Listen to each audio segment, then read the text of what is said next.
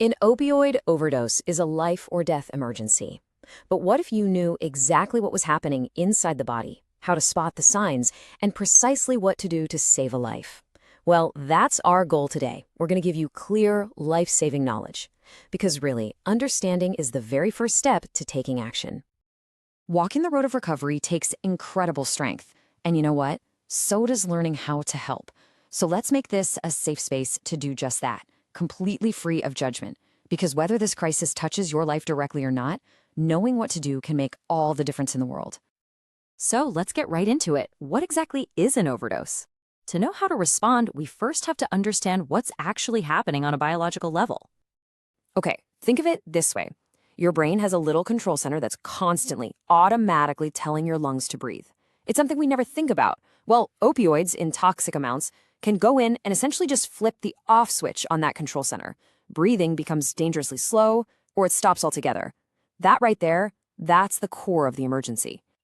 To really get why every single second matters, we need to look at the rapid chain reaction that's happening inside the body. See, an overdose isn't just a single moment. It's this cascade of system failures. And that's actually good news in a way because it means our intervention can stop it. It all starts in the brain. Opioids attach themselves to these specific receptors that control our breathing. In an overdose, so many of these receptors get blocked that the signal to breathe just becomes dangerously weak or it's silenced completely. And once breathing slows down, that's when the first domino falls: oxygen deprivation. The blood, which is now really poor in oxygen, starts circulating through the body, and every single organ, the heart, the kidneys, and especially the brain, they all begin to suffocate. And this internal crisis, it quickly starts to show itself on the outside. As those oxygen levels plummet, the skin, lips, and fingernails can take on a kind of bluish or grayish tint. This is called cyanosis, and it's a huge, visible alarm bell that the body is in critical distress. The brain is where the stakes get incredibly high. It is the organ that's most sensitive to a lack of oxygen. We're talking permanent, life-altering brain damage can begin in as little as 4 minutes. 4. This is why the clock is truly our biggest enemy in an overdose situation. And the final stage of this cascade is the heart. Starved of oxygen, it can start to slow down, beat erratically, and ultimately it can just stop. This is cardiac arrest. So every single step we're about to talk about is designed to restore breathing before we get anywhere close to this point. Okay, so now that we know what's happening on the inside, how can we spot it from the outside? Recognizing these signs is the absolute first step in being able to help. These are the red flags, and you don't need to be a doctor. You just need to observe. Are they unconscious and you can't wake them up? Listen to their breathing. Is it super slow, really shallow? Are you hearing any choking or gurgling sounds? That's a terrible sign. It means their airway is obstructed.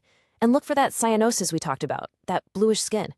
Any one of these signs is a signal to act immediately.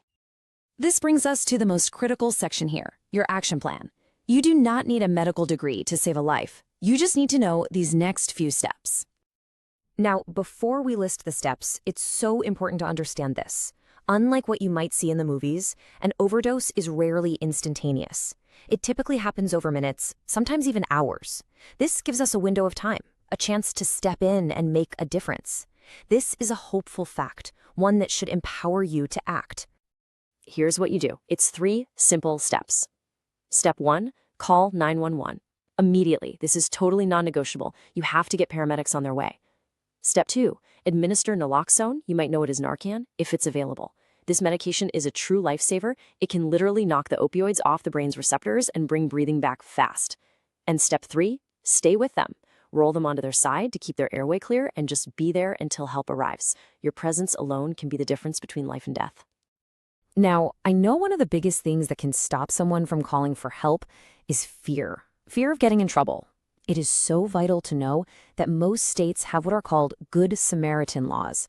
These laws exist specifically to protect both the person having the overdose and the person calling 911. The goal is just to save a life, period. So please, never, ever hesitate to make that call.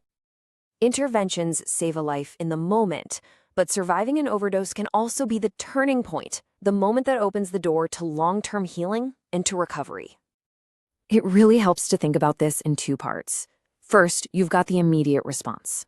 That's all about crisis management, using a tool like naloxone for pure survival. The focus is just on restoring breathing. But then you have the long-term solution, and that's so much deeper. It's about healing the whole person through comprehensive treatment. So, what does comprehensive treatment actually involve? Well, it's not just one thing. It's a combination of support, things like medical care to manage withdrawal safely, medication to reduce cravings, therapy to address the root causes of addiction, and, just as important, support for the entire family, because addiction doesn't happen in a vacuum. And that's really the core message for anyone on this path. It is a profoundly difficult road, no doubt, but no one has to walk it by themselves. There's a community of professionals and peers out there who are ready and waiting to offer support. We've covered the what, the why, and the how. You now have the knowledge to be the difference in a moment of crisis. The question isn't if you'll be ready, it's knowing that you can be. Thank you so much for taking this time to learn.